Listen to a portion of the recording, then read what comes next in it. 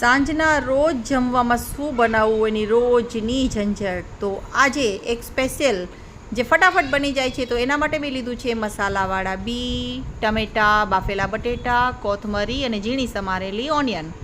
તો સૌથી પહેલાં આપણે લઈશું એક પાઉં. પાઉંના આપણે નાના નાના ટુકડા કરીશું. પાઉં આપણી રીતે આપણે લઈ શકો છો, નાનું મોટું કોઈ પણ રીતે લઈ શકાય છે. અને એને આ રીતે આપણે પીસ કરી નાખ્યા. હવે આપણે એને એક પ્લેટમાં ગોઠવી દીધા.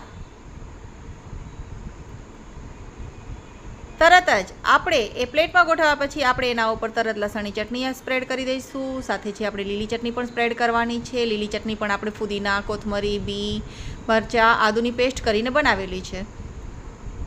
એના ઉપર હવે આપણે નાખીશું ખજૂરની ચટણી, એટલે કે મીઠી ચટણી.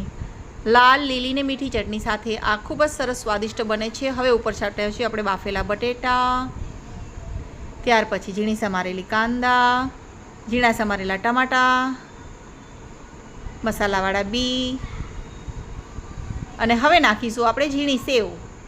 ઉપરથી સ્પ્રિંકલ કરીશું થોડી એવી કોથમરી. તો તૈયાર છે આપણી કટકા બ્રેડ.